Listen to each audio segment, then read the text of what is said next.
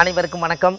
பாரம்பரிய திருவள்ளுவர் குல வம்சம் பிரசன்ன ஜோதிடர் சுபமாரிமுத்து திருப்பூரிலிருந்து இந்த பதிவு உங்களுக்காக. இன்றைக்கு ஒரு அற்புதமான ஒரு விஷயத்தை பற்றி நம்ம பார்க்க போகிறோம். அதாவது இந்த ஒரு நல்ல விதமாக ஒரு மனிதர்களுடைய தொடர்பை இந்த பதிவில் நம்ம பார்ப்போம். உத்திராட நட்சத்திரம் 4ஆம் பாதத்தில் பிறந்திருக்கிறவர்களுக்கு ஆதிகால பரிகார கோவில்களும் அதற்குரிய குணாதிசயங்களும். இந்த உத்திராட நட்சத்திரம் 4ஆம் பாதத்தில் ஒருத்தர் பிறந்துட்டா ரொம்ப பிரமாதமான மனிதர். அவருடைய நேர்மை நம்ம எப்படி நேர்மையாக்கிறோமோ அதே மாதிரியே மற்றவங்க இருப்போன்னு இவர் ஆசைப்படுவார். இவருக்கு பொய் பேசினா பிடிக்காது. அப்புறம் ரெண்டாவது, அவருடைய வாழ்க்கையில் எதாக இருந்தாலும் அவருக்கு அளவு அவர் கரெக்டாக செஞ்சுட்டு போயிட்டே இருப்பார். கோபம் வராது, வந்தாலும் தாங்காது, முன்கோபம் ஜாஸ்தி, எதுலேயுமே கொஞ்சம் வேகமாக இருப்பார், சுறுசுறுப்பாக இருப்பார்.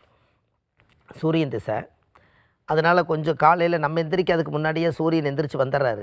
அதனால் கொஞ்சம் சுறுசுறுப்பாக இருப்பார். அதே போல் வேகம் ஜாஸ்தி. அவர் நடந்து போனார்னா ஜல்லு ஜல்லுன்னு வேகமாக போவார். அதே போல் அவருடைய நடை உடை பாவனை எல்லாமே சுறுசுறுப்பாக இருக்கும்.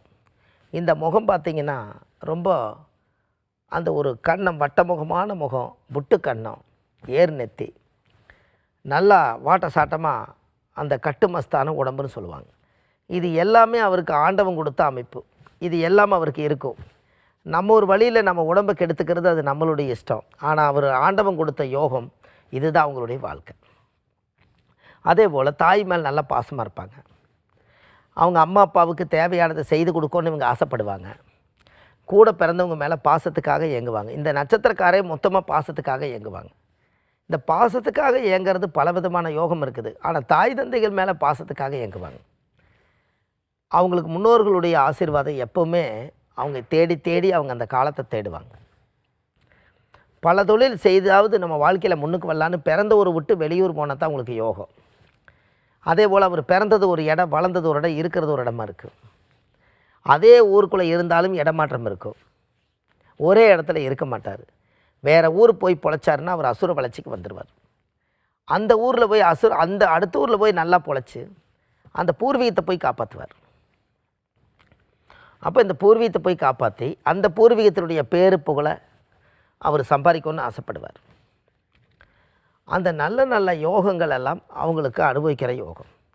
பிறக்கும்போதே ஒரு மனிதனுக்கு அப்பாவுடைய திசை கிடைக்கிறது பெரிய யோகம்.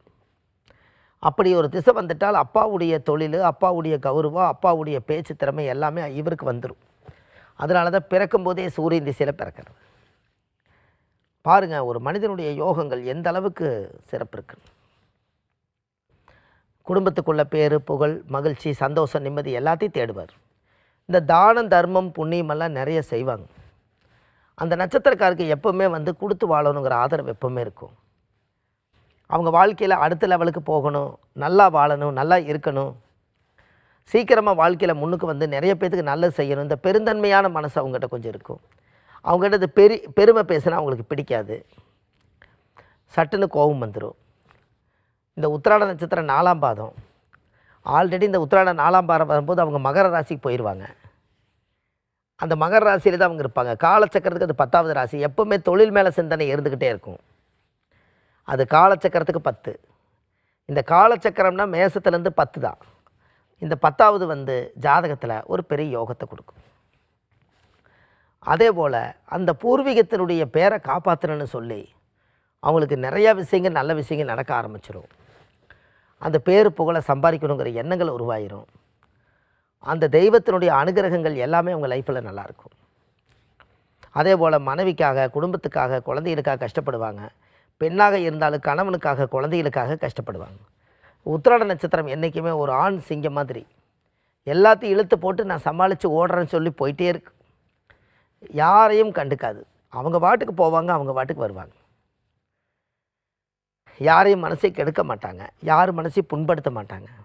தெய்வத்தினுடைய அனுகிரகம் இருந்தால் ஓகே. அப்படி இப்போ குடும்பத்துக்குள்ள பேரு புகழ், சந்தோஷம், நிம்மதி இது எல்லாமே அவங்க வாழ்க்கையில் கிடச்சிருக்கும் பாருங்கள். அப்போ இதெல்லாம் தான் உத்திராட நட்சத்திரம் 4ஆம் பாதத்தில் பிறந்துக்கிறவங்களுக்கு அப்படி ஒரு யோகம் இந்த ஜாதகத்தில் உண்டு. அப்போ இந்த ஜாதகத்தினுடைய யோகத்தை நம்ம பலப்படுத்தி அவங்க வாழ்க்கையில் நம்ம அடுத்த லெவலுக்கு போகணும், அசுர வளர்ச்சிக்கு வரணும்னு அவங்களுடைய யோகம் இருந்துக்கிட்டே இருக்குது. அப்போ தெய்வத்தினுடைய அனுகிரகங்கள் அவங்களுடைய ஜாதகத்தில் இருக்கிறதுனால தான் முன்னோர்களுடைய ஆசீர்வாதம் எப்போதும் அவங்களுக்கு உண்டு.